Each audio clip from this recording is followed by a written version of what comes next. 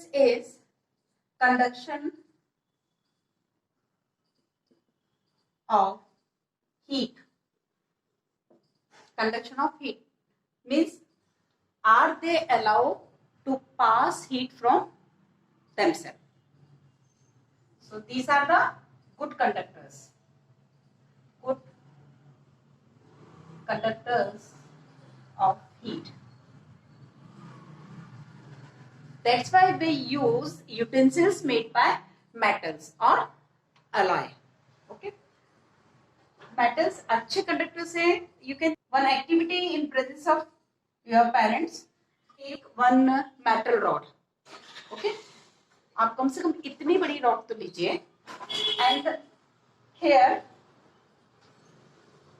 with the help of wax आप candle से burning candle लेंगे, उससे उस रॉड के एंड पर आप मेल्टेड वैक्स को उस पे इसको गिराया और तुरंत एक आयरन की नेल या एक पिन को उस पे पेस्ट लगा दिया तो वो स्टिक हो जाएगी।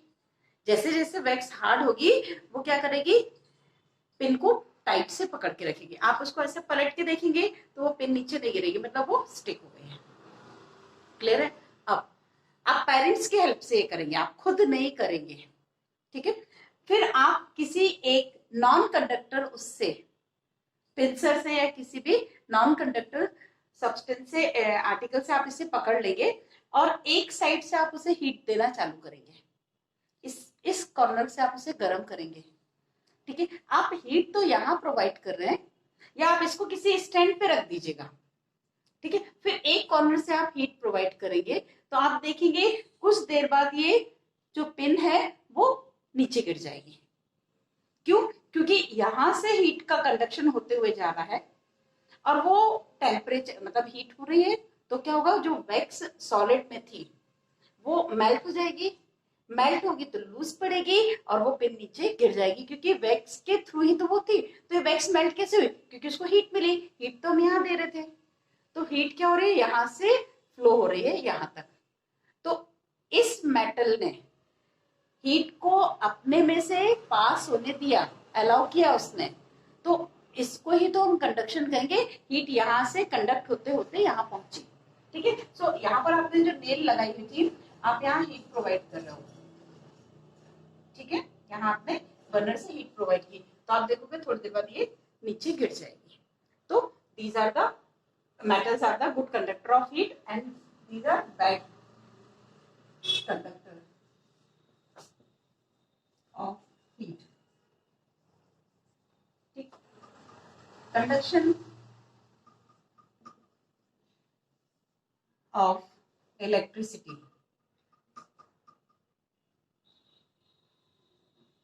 इलेक्ट्रिसिटी और इलेक्ट्रिक करंट। ठीक है। आपने देखा होगा आपके घर पे जितने भी वायर होते हैं, क्या आपने फास्फोरस का वायर देखा? नहीं। ऑक्सीजन का, क्लोरीन का, आयोडीन का? नहीं। आपने किसका देखा है? या तो आप कॉपर का वायर देखते हो। ठीक है। तो एल्यूमिनियम का वायर देखते हो, कॉपर के बनते हैं वायर। तो ये क्या होते हैं? Metals are good conductor of electricity also. तो उन वायर से हम क्या, जितने भी आपके घर में जो इलेक्ट्रिक जो नेटवर्क बना हुआ है वो सब किसका है? मेटेलिक वायर का, मेटल के वायर का। क्लियर है? तो ये metals are good conductor of electricity. Good conductor of electricity. ठीक है। These are the bad conductor of electricity. ये बैड कंडक्टर ऑफ इलेक्ट्रिसिटी होते हैं। एक एक्सेप्शन केस है, एक्सेप्शन ग्रेफाइट।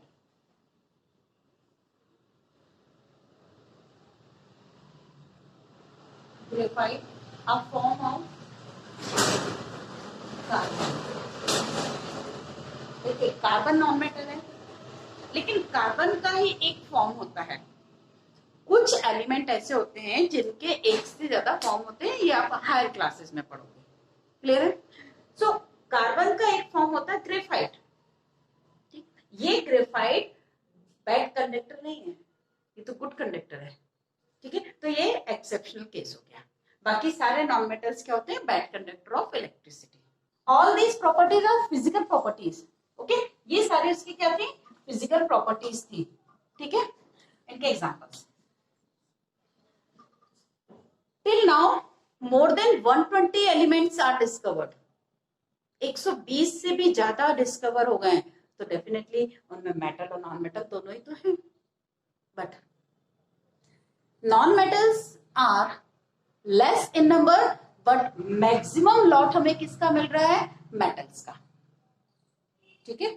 तो नॉन मेटल्स तो थोड़े से हैं, उन्हें आप आसानी से गिन सकते हैं बस, लेकिन यहाँ पर मतलब ये जो नॉन मेटल है उनमें आपने देखा होगा oxygen, hydrogen, nitrogen, chlorine, bromine, phosphorus, sulfur, carbon, and one more, fluorine, etc.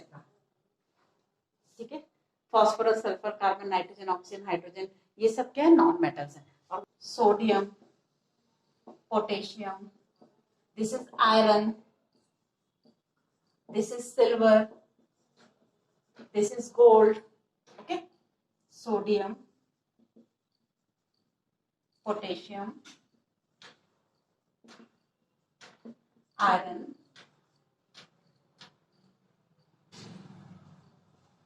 Gold,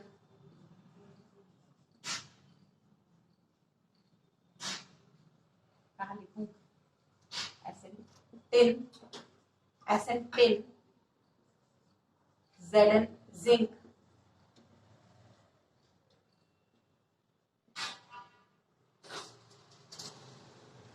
lead, respectively. ये इनके मैंने वर्ड्स में नाम लिख दिए हैं आपके। Occurrence of metals and non-metals. Earth is made up by many layers, and outer layer of the earth is called earth crust. Okay, so in earth crust, so many metals and non-metals are found in either in free state or in combined state. So next is about metals. Okay, क्या metals की occurrence की बात करें, so in the earth crust, metals are found in combined form or in free state. So those metals which are highly reactive or reactive in nature, they found in combined state. They react with oxygen, air, oxygen. This symbol is for oxygen, or water.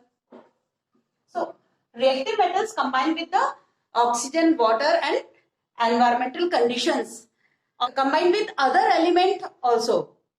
वो element या तो metal हो सकता है, metal खुद metal से भी combine हो सकते हैं, मेटल खुद नॉन मेटल से भी कंबाइन हो सकते हैं।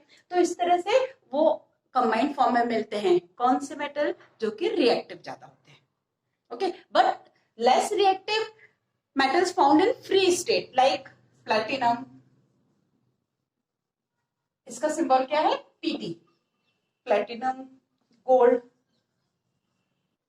platinum and gold, these are the least reactive metal, so they found in free state in the atmosphere or in the earth or in the universe also. Clear? So occurrence of metal is term is minerals. What are minerals? Which found in combined state is known as minerals. Okay? Combined states of metal found in nature is called mineral. Mineral. Clear? So जो भी reactive metal होंगे उनकी हमें minerals मिल सकते हैं क्योंकि वो combined state में हो रहा है, मिल रहा है। ठीक है, one more term we have to discuss about metals, that is ores. Ores, rock or sediments.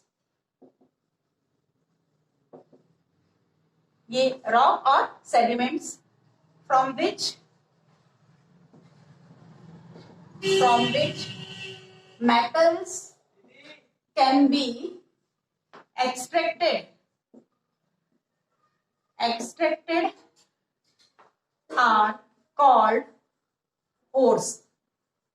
Once again, natural rocks or sediments from which metals can be extracted are called ores. Means these are also combined form. Mineral and ores, both the combined form of metal, but ores are that combined form of metal from which we can extract the metal easily, profitably, economically. Mean extracted मतलब उसमें से combined form में से हमें उसको metal को वहां से निकालना है, अलग करना है, सेपरेट आउट करना है, तो ये क्या कहलाएगा? एक्सट्रैक्टेड। सो ऐसे कंबाइंड फॉर्म जिससे हम मेटल निकालते हैं उसे हम ओर कहेंगे। और मिनरल्स क्या है? सारे फॉर्म, मतलब जितने भी कंबाइंड फॉर्म मिलेंगे वो सब मिनरल कहलाएंगे। एक बात ध्यान रखेंगे, मिनरल्स तो बहुत सारे हैं लेकिन उनमें से कुछ ही और कहलाएंगे, क्योंकि आप कहें सारे कंबाइंड स्टेट से हम मेटल को एक्सट्रैक्ट आसानी से कर सकें, मुश्किल है। One more term, that is metallurgy. Metallurgy is a process by which metal can be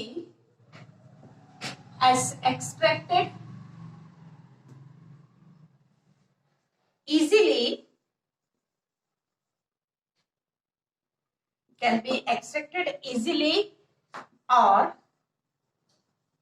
profitably, which metal can be extracted from its ore. फिर से, metallurgy is a process by which metal can be extracted easily or profitably from its ore. ठीक है, तो इसी metallurgy के process से हम ओर को लेते हैं, उसमें कुछ केमिकल ट्रीटमेंट कराते हैं, कुछ रिएक्शंस कराते हैं, कभी कभी हमें बड़ी बड़ी फर्नेस का भी यूज करना पड़ता है। उसके बाद हमें लास्ट में मेटल हम उसमें से निकाल पाते हैं, इतनी सारी प्रोसेस के बाद। तो ये पूरी प्रोसेस इन होल हम क्या कहेंगे? उसे मेटलर्जी। क्लियर है? तो this is called metallurgy. Occurrence of non metals. Occurrence of non-metals. Okay, so majority part of the earth crust is made up by non-metals.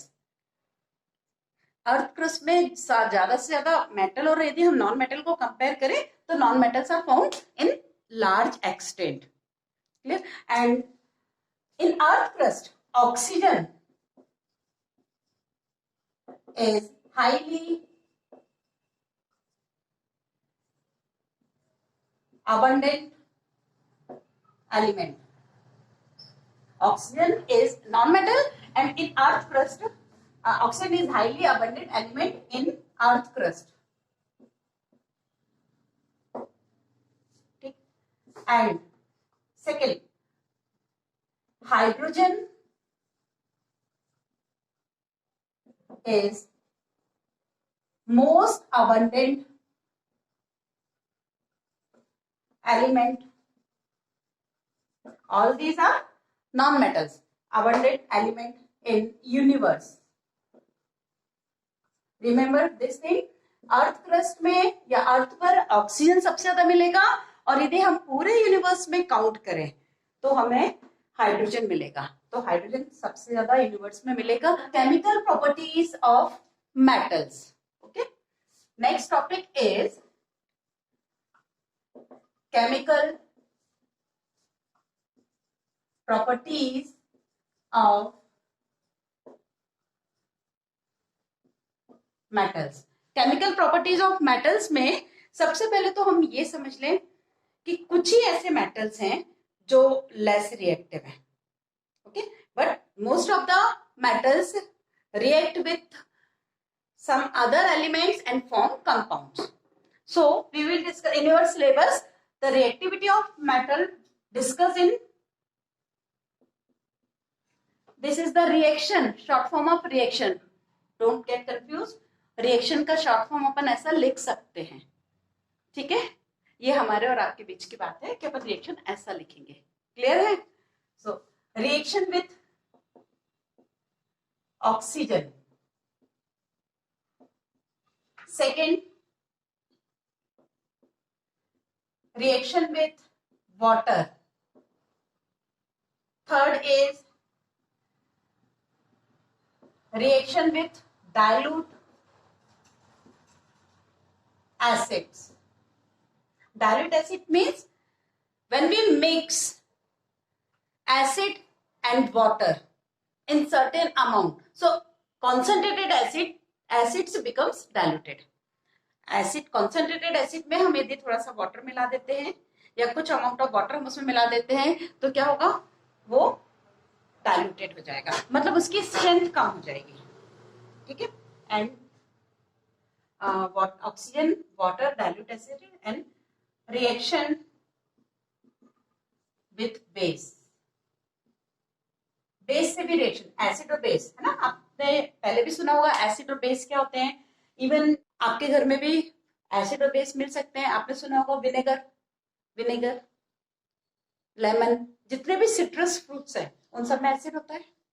Toilet cleaner होते हैं उसमें भी एसिड होता है, drainage cleaner.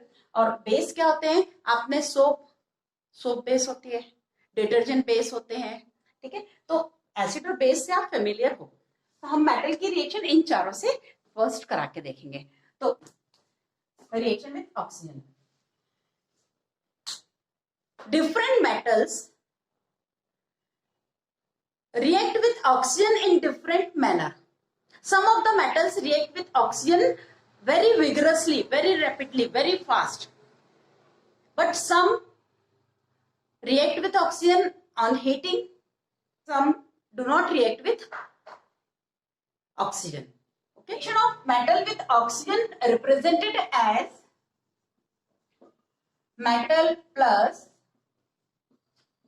oxygen, they form metal oxides.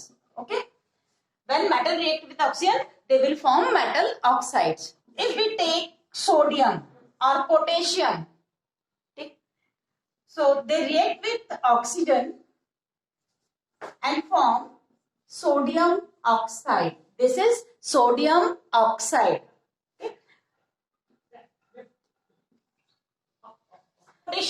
Potassium is also react with oxygen and form K2O. Calcium is also reactive. Calcium react with oxygen and form CaO. Calcium oxide, ठीक है। तो ये जो एलिमेंट है, ये जो मेटल्स हैं, ये ऑक्सीजन से रिएक्शन कर लेते हैं। मैंने आपको अभी बताया कि reactivity varies, reactivity of metals varies metal to metal, clear है। ऑक्सीजन से इनकी रिएक्टिविटी बहुत अलग अलग होती है। फॉर एग्जाम्पल जैसे सोडियम और पोटेशियम इतना विगरसली, इतनी ज्यादा रिएक्शन फास्ट होती है इनकी, ऑक्सीजन से रिएक्शन इनकी इतनी ज्यादा होती है कि यदि हम इनको एयर में ऐसे ही रख देंगे तो एयर में तो ऑक्सीजन है ना, तो ये जलने लगते हैं, ये they catches fire in presence of when we exposed in air. So precaution should be taken. How? We should keep potassium and sodium in kerosene. हम उसे केरोसिन में रखते हैं। फिर से सोडियम और पोटेशियम की रिएक्टिविटी बहुत ज्यादा है ऑक्सीजन से। इनको हम यदि एक्सपोज कर दें ऐसे एटमॉस्फेयर में तो ये इतनी ज्यादा रिएक्टिविटी है कि ये जलने लगते हैं। तो हमें इनको यदि रखना है बचा के तो हम क्या करते हैं, इसे केरोसिन में रखते हैं। तो आपसे पूछ सकते हैं कि इन दोनों को हम केरोसिन में क्यों रखते हैं, because they are highly reactive towards oxygen. Some metals react with oxygen on heating. जब हम उन्हें गर्म करते हैं तब, suppose you will take copper and some heat is provided, so copper oxide CuO, this is CuO. तो copper reaction करेगा कब, जब हम उसे गर्म करेंगे. Magnesium is also react on heating. Magnesium ribbon जो होता है, स्ट्रिप है, उसको अपन आग में जलाते हैं, उसके बाद वो ऑक्साइड बनाता है, magnesium oxide. It means some metals require heat to react with oxygen. Clear है? Gold and platinum, this is platinum. Platinum and oxygen, ये गर्म करोगे तो भी रिएक्शन नहीं करेंगे. Gold, Au, gold. Au symbol is use for gold. Gold भी oxygen से क्या आप रिएक्शन कराएंगे तो ये रिएक्शन नहीं करेगा. Means these are least reactive metals. इनकी रिएक्टिविटी ही कम है तो वो रिएक्ट ही नहीं करते हैं. क्लियर है? All the metal oxides, all the metal oxides are basic in nature. मतलब जितने भी ये जो मेटल ऑक्साइड्स हैं वो सारे बेसिक नेचर दिखाते हैं. So all the metal oxides are basic in nature. Second, reaction of metal with water. Reaction of metals with water. Same thing. Those are reactive in nature. They react with water in cold condition also. Reaction of metals with water. So they form oxides, hydroxides, hydroxides and hydrogen gas. Okay. When metal react with water, so some of the metals form oxides, some form hydroxide and hydrogen is must in such reactions. Hydrogen तो liberate होगी, बाकी कुछ metal oxide बनाएंगे, कुछ metal hydroxides form करते हैं. For example sodium. When sodium react with water it will produce NaOH plus H2. Clear? NaOH plus H2. NaOH जो है ये क्या है, हाइड्रोक्साइड. Sodium hydroxide. ओके. जब OH लिखा होता है तो अपन उसे हाइड्रोक्साइड कहते हैं. ठीक है? और जैसे यहाँ पर आपने पढ़ा था Na2O, तो ये ऑक्सीजन था ना, तो इसको अपन क्या कहते हैं, ऑक्साइड. ये क्या था, सोडियम ऑक्साइड. ओके. ये सोडियम ऑक्साइड था और OH लिखा हुआ है तो ये क्या है, सोडियम हाइड्रोक्साइड. ओके.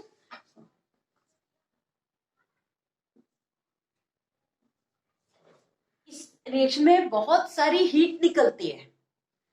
आप सोडियम का एक पीस लेके यदि पानी में डालेंगे तो इतनी तेज हीट निकलती है कि ये जो हाइड्रोजन लिबरेट हो रही है ना वो खुद जलने लगती है.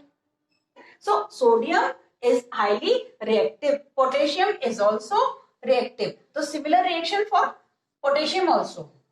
2H2O they form 2KOH plus H2. ठीक है? ये भी ऐसी है, इसीलिए हमें केरोसिन में रखना पड़ रहा है. आप ये बिल्कुल नहीं सोचेंगे कि ये एयर से बहुत रिएक्शन करते हैं ऑक्सीजन से तो हम उसे पानी में डिप करके रखेंगे. वो तो पानी से भी रिएक्शन करेगा. इसीलिए we should keep sodium and potassium immersed in kerosene oil. Clear है? When magnesium react with water Mg plus H2O, so it will produce MgO plus H2. Simple. Magnesium की रिएक्टिविटी इस तरह थी, उसने मैग्नीशियम का oxide बनाया उसने hydroxide नहीं बनाया. So there is two options that is metal react with water, they will form either oxides और हाइड्रोक्साइड. मेटल्स ये दोनों चीजें बनाते हैं. अब किसी मेटल की रिएक्टिविटी हाइड्रोक्साइड बनाने की थी, किसी की ऑक्साइड बनाने की थी, दोनों ने वो बनाया. ठीक है. इवन आयरन एंड कॉपर ये do not react with water even at high temperature.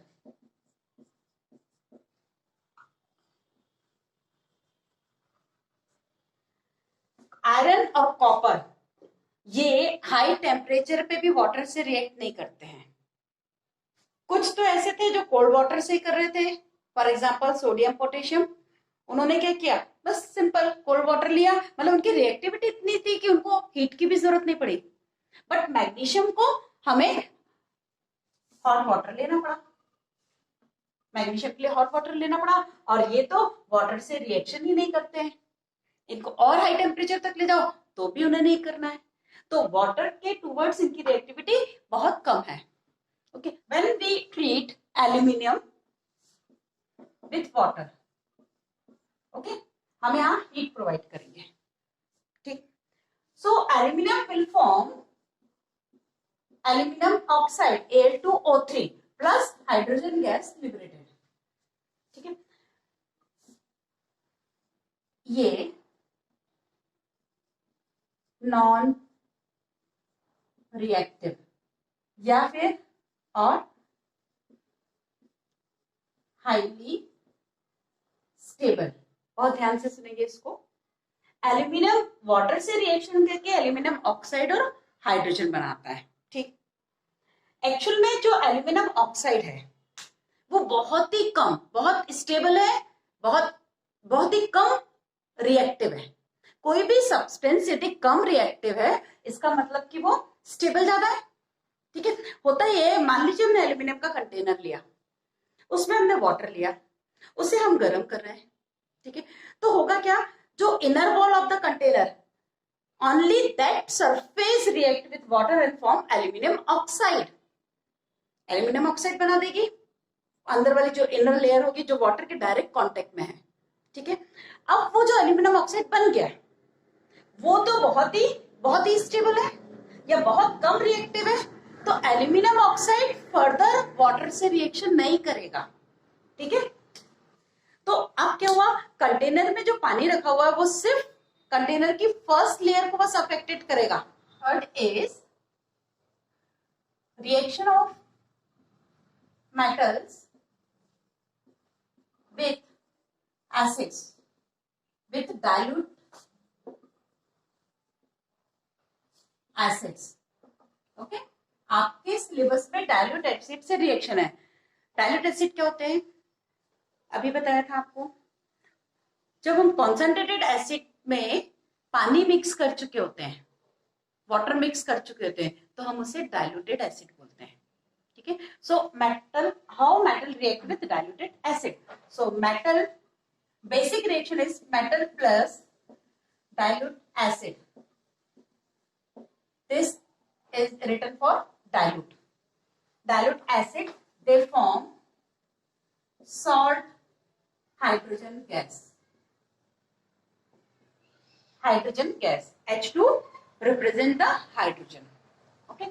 Metal plus dilute acid, they form salt plus hydrogen gas. Sodium plus HCl. HCl क्या है? Hydrochloric acid. Hydrochloric acid NaCl plus H2. ठीक है. NaCl क्या है? Salt है. Sodium chloride,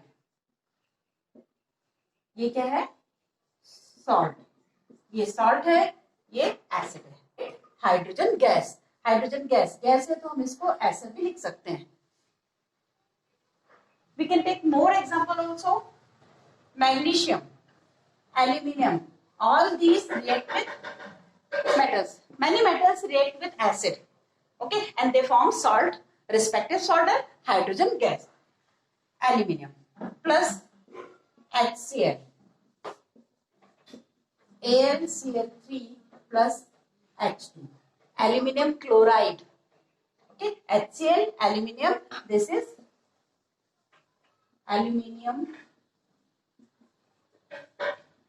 chloride, okay, this is aluminium chloride. Many metals react with dilute acid, they form salt and hydrogen gas, but some metals do not react with dilute acid in any condition. किसी भी condition पे वो नहीं करते हैं reaction, जैसे platinum, gold, copper, silver, all these do not react with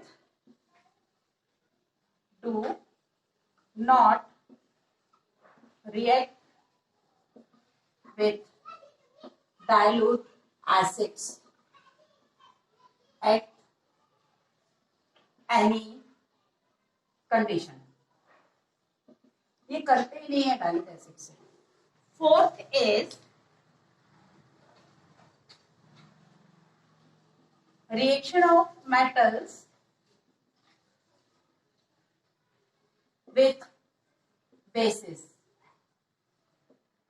Okay. Generally, metals do not react with bases, but some metals react with concentrated as base and form salt plus hydrogen. Okay.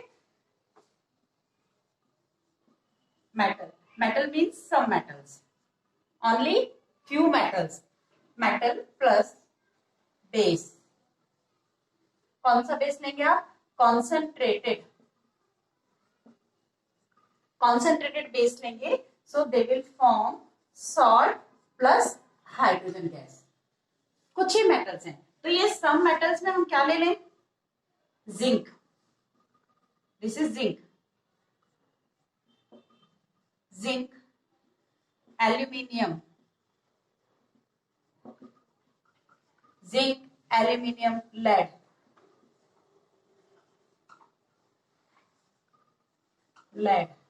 zinc, aluminium और lead, ये कुछ metals ऐसे हैं जो concentrated base से, dilute base से नहीं, concentrated base से reaction करते हैं और salt plus hydrogen gas liberate करते हैं.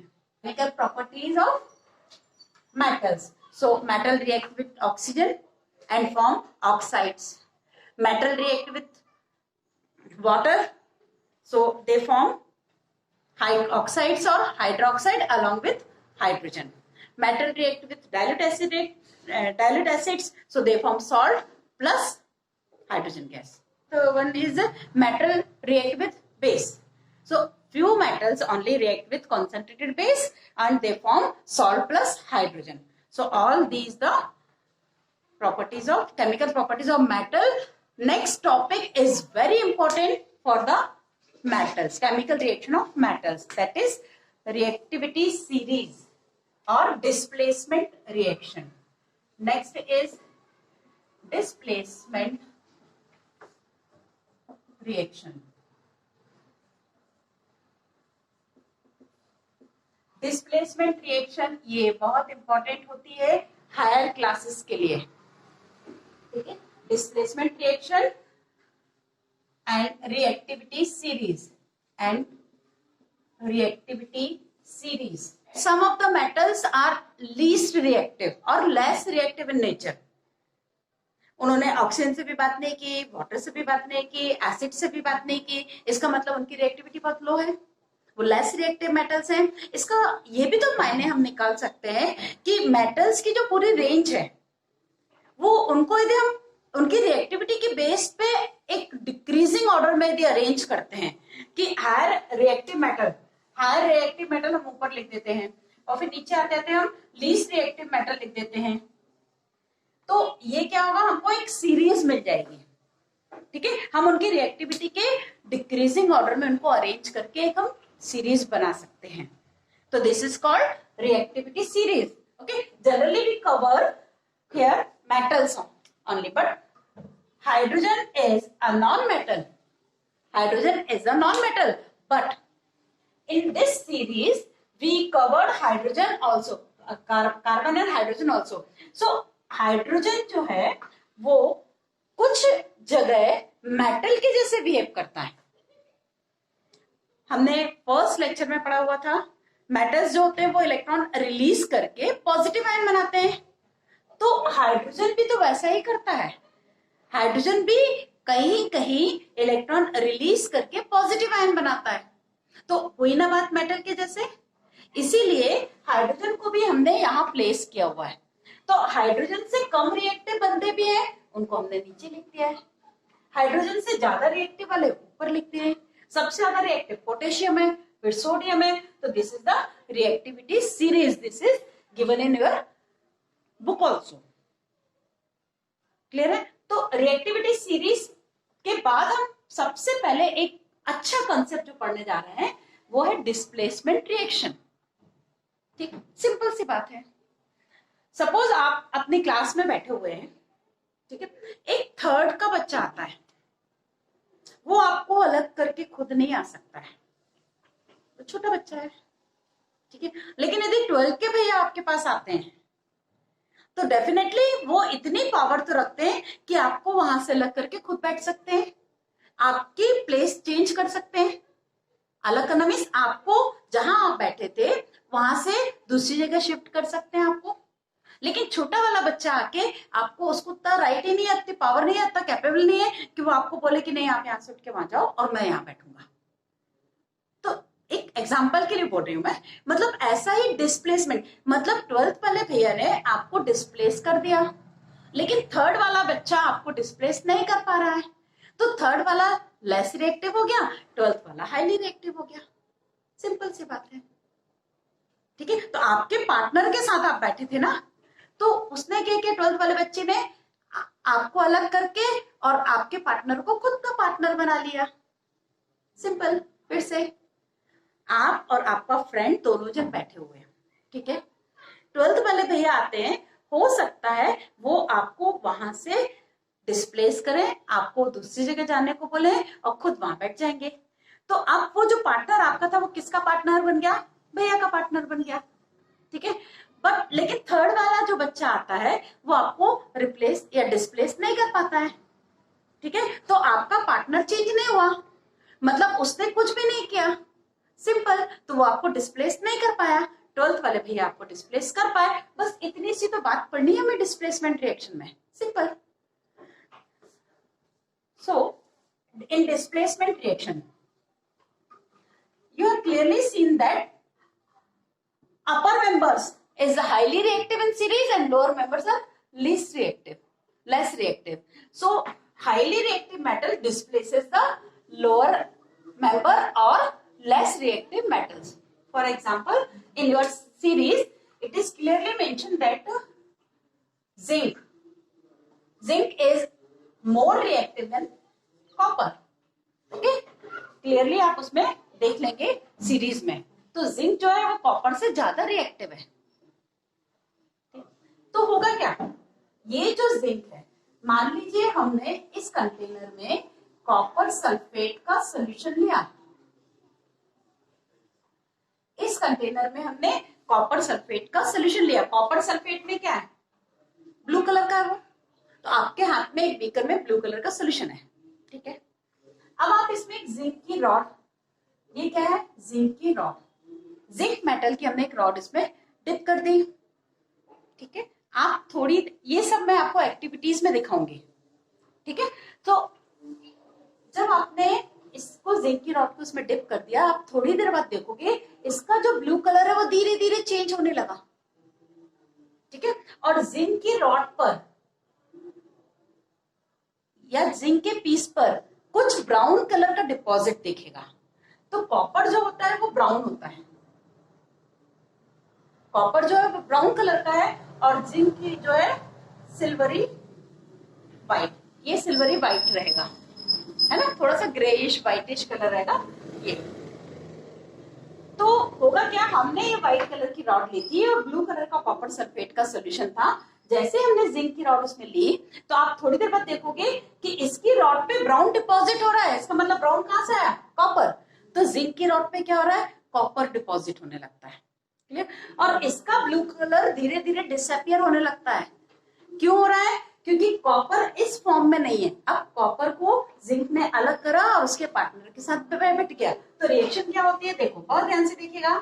जिंक प्लस कॉपर सल्फेट, ठीक है। कॉपर अपने पार्टनर के साथ बैठा हुआ है, ठीक। अब होगा क्या, उसका पार्टनर बदल गया और कॉपर को टाटा बाय बाय हो गया। कॉपर जाओ तुम, मैं आ गया हूं। तो ये पार्टनर चेंज हो गया ना इसका, कॉपर का जो था वो सल्फेट के साथ हो गया। हम ये कहेंगे कि रिएक्टिव मेटल, ये रिएक्टिव है, ये कम रिएक्टिव है। स्टेटमेंट ध्यान से सुनेंगे। Reactive metal, more reactive metal less reactive metal को उसके सॉल्यूशन में से, ठीक है, उसके सॉल्यूशन, सॉल्यूशन कैसे बनाया अपन ने, वाटर में। तो वाटर में जो बनाते हैं ना उसको एक्वस सॉल्यूशन बोलते हैं, एक्वस सॉल्यूशन बोलते हैं, ठीक है। पानी में जो भी सॉल्यूशन बनाते हैं किसी सॉल्ट का, वो क्या कहलाता है, एक्वस सॉल्यूशन। सो फिर से रिएक्टिव मेटल ने लेस रिएक्टिव मेटल को उसके एक्वस सॉल्ट सॉल्यूशन में से डिस्प्लेस कर दिया, ठीक है, उसे डिस्प्लेस कर दिया।